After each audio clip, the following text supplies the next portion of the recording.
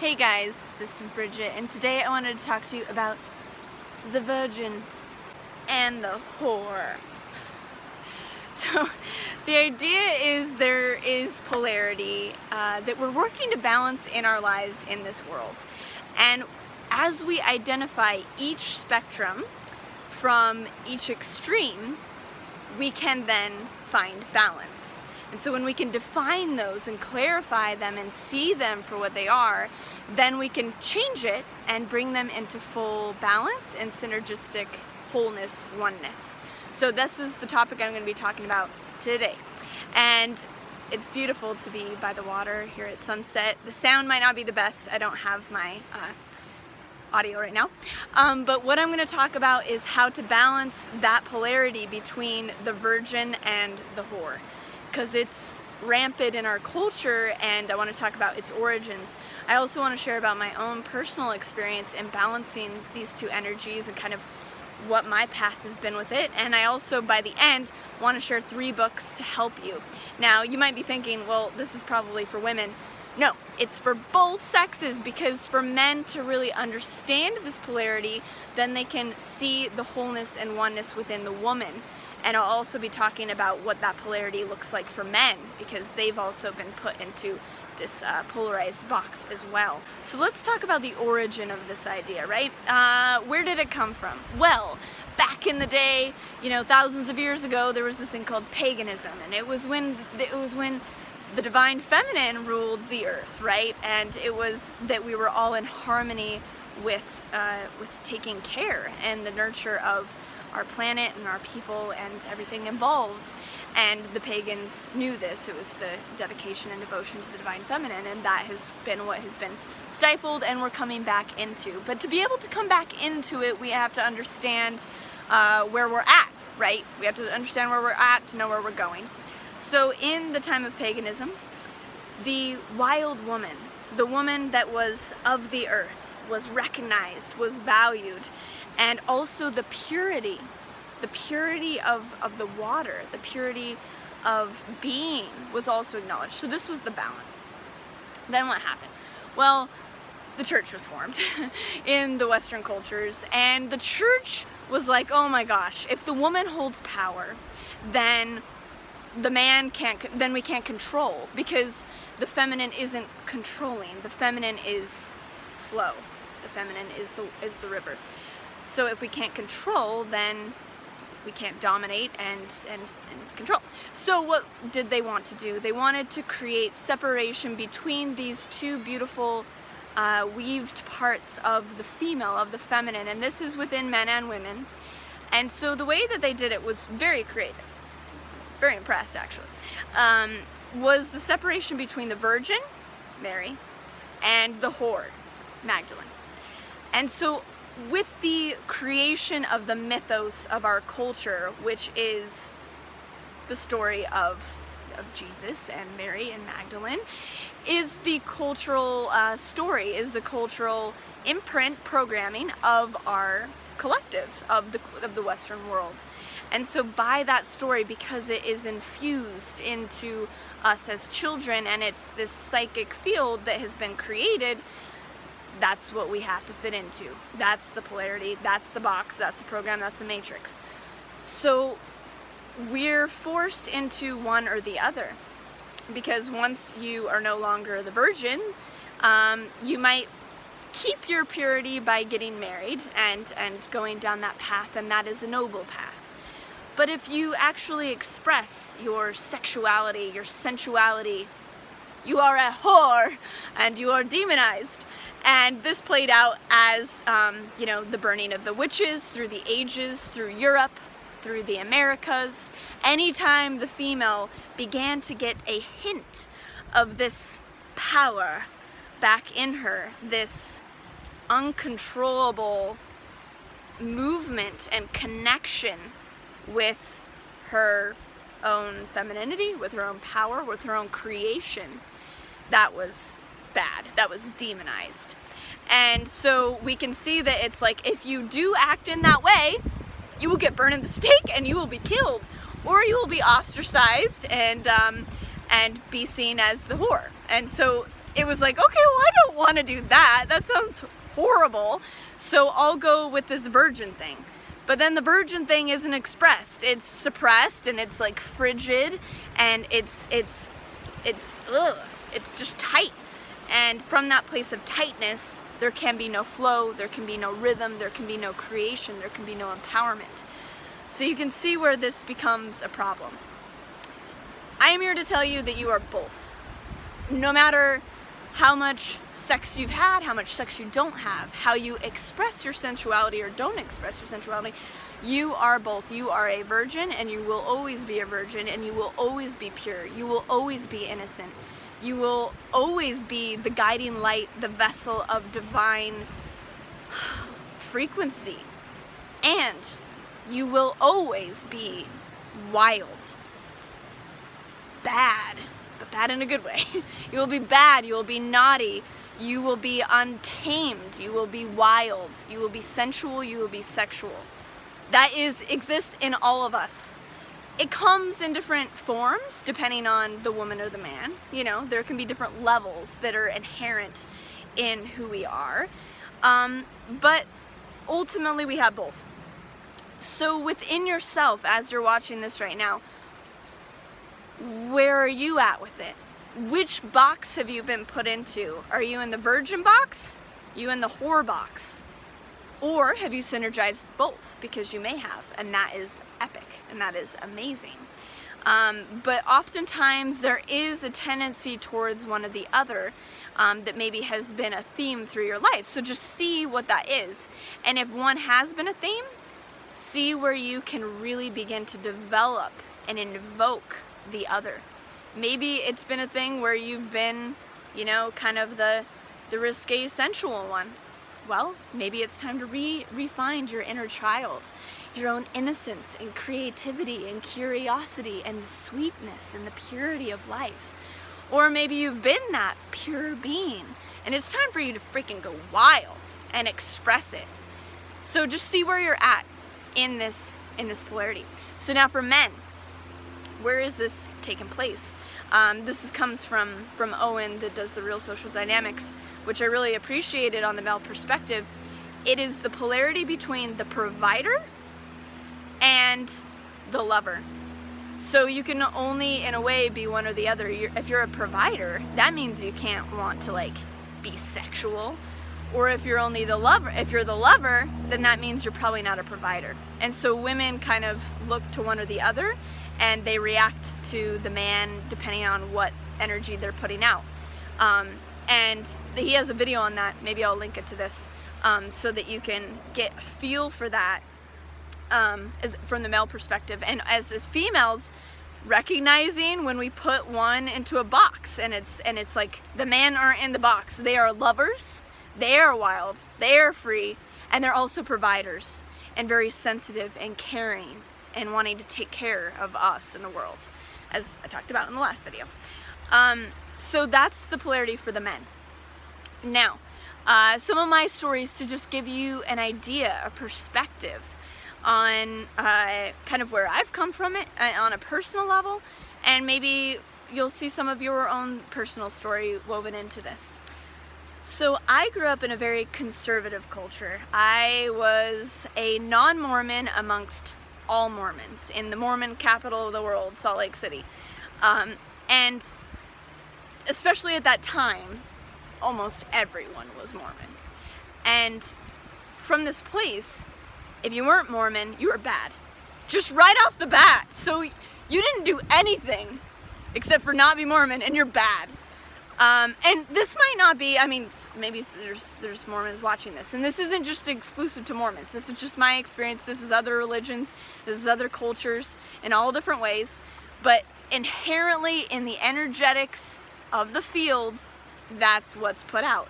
Even my grandma, she was like so confused. She was like, I love my Bridget.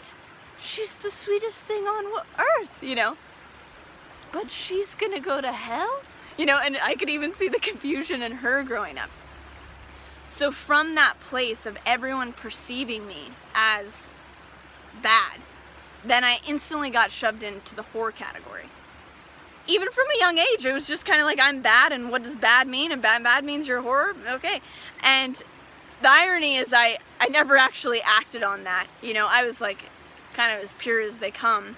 Took a long time to actually lose my virginity and stuff. Maybe that's too much information, but just the idea of it's projection, right? So there's field projection in our culture. And so from this place, I would act that out. I would, like, still, again, being very pure and not doing anything, I would be wearing like hot 5-inch heels to school, like short skirts, you know, like acting out this program, because in acting it out, I could at least own it, and I could at least have somewhere to stand, because if I didn't own it, then I would just kind of like be nothing. So I had to express myself in some way. So that was the way that I did it, and that was the way that I coped with that energy. And over time, I, you know, moved from the Christian cultures. I went to a Christian university too. There's a big theme here for me. So that's why I think it's coming through my vessel right now, because I've played this out.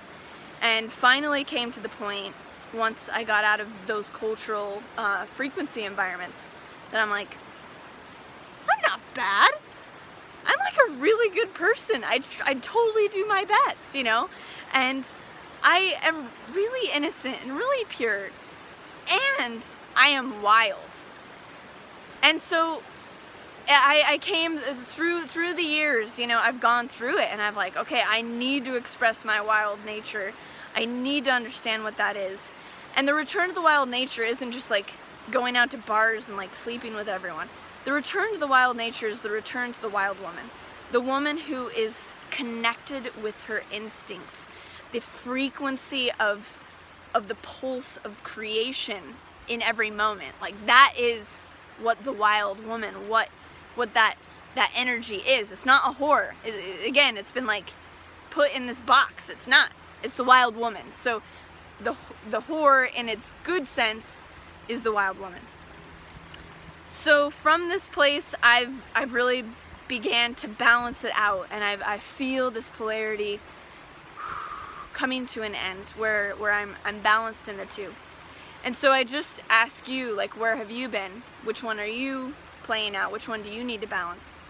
And I want to tell you this story because it's funny, that happened to me, because I forgot that this even existed. This polarity even existed. That's the beauty of when polarity is integrated. You forget that there's any separation. So I forgot for years. But then what happened is, there's been this thing, you know, this UK tabloid that I was in that was completely spun in the wrong direction, that said girl who had sex with aliens. Again, this theme of like that I'm a whore coming up.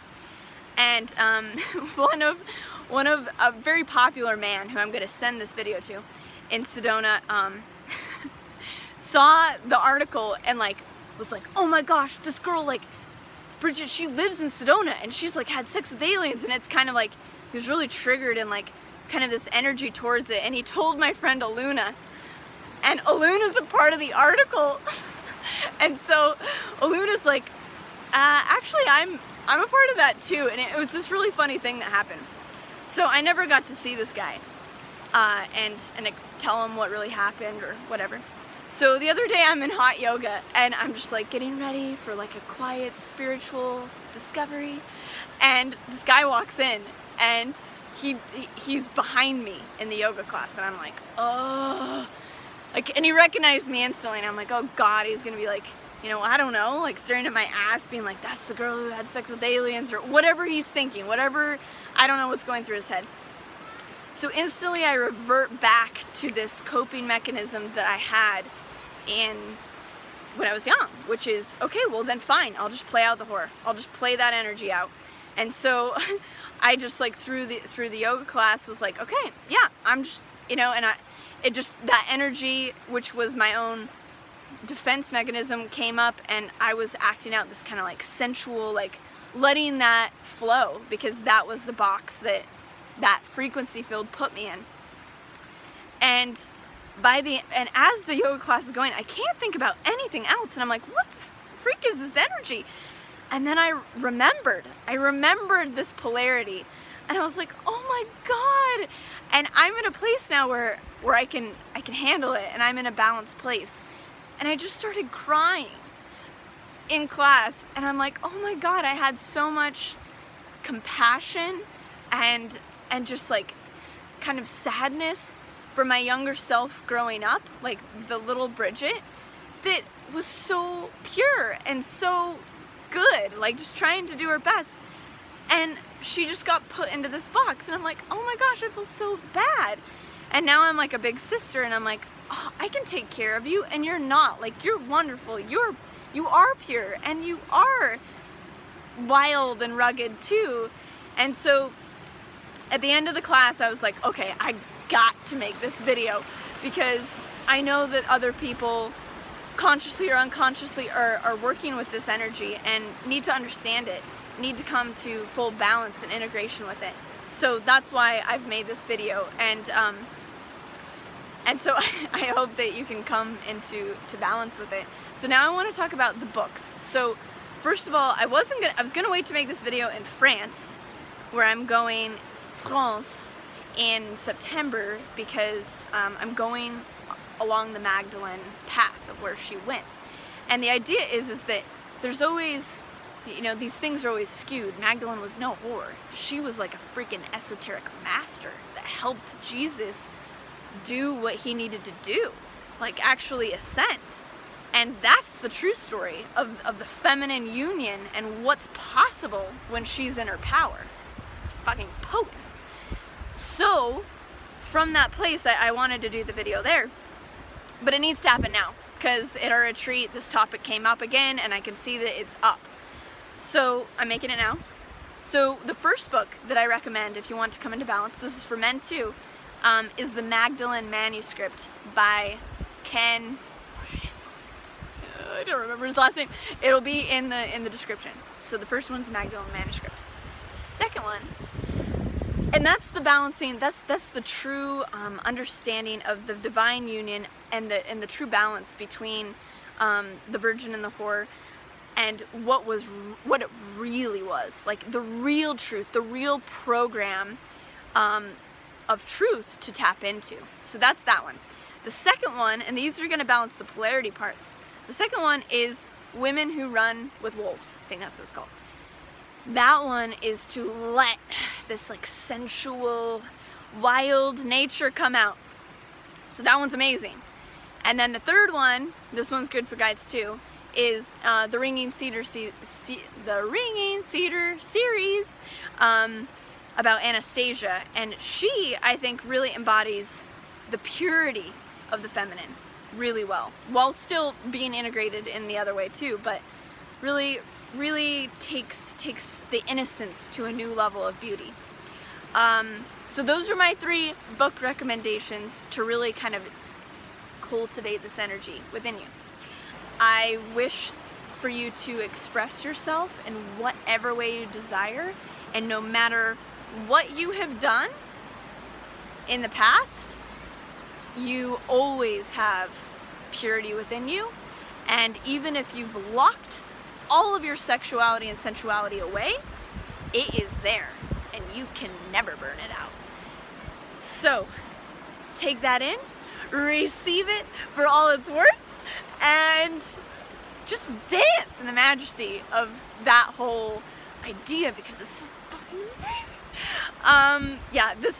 This has been such a fun topic. So we can go into more. If you have additional questions, branches of conversation to go into, please comment below, because there's a lot to this whole energy balancing thing.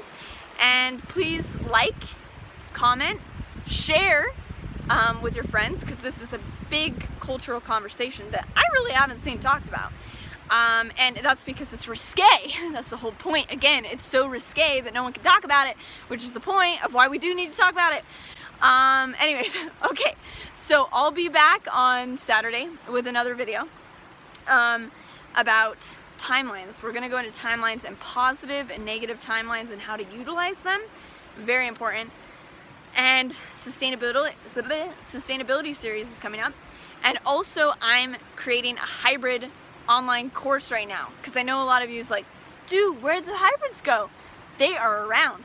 and I'm doing a course about it, and registration will end up at the, early registration will be at the end of this month, May, so look out for those dates so you can register for that. And this is some of my last videos in Sedona. This is my backyard, this is my sanctuary. It's incredible. I come down here all the time and swim, and so I'm blessed, and you're blessed now because you get to experience it too with me. I just ran into someone who watches my videos named Eric from Oregon, and he just gave me this Lemurian seed crystal and sang this beautiful song to me. And I just wanted to take this moment to say that if you ever see me, I will acknowledge you. And I might not have a lot of time, I might be in a hurry or something, or I might not be in a hurry, but I will always acknowledge you. I will always look into your eyes, and I will always smile at you, because right now it seems like I'm looking in a camera lens, but I'm looking at you, and you are why I'm making this video, and of course I'm making it for myself. But I just want you to know that, because I run into people all the time, and I feel like even as people start to recognize me more and more, I always want to make that available to at least some degree. I'll talk to you later. I love you. Thank you for watching. Bye.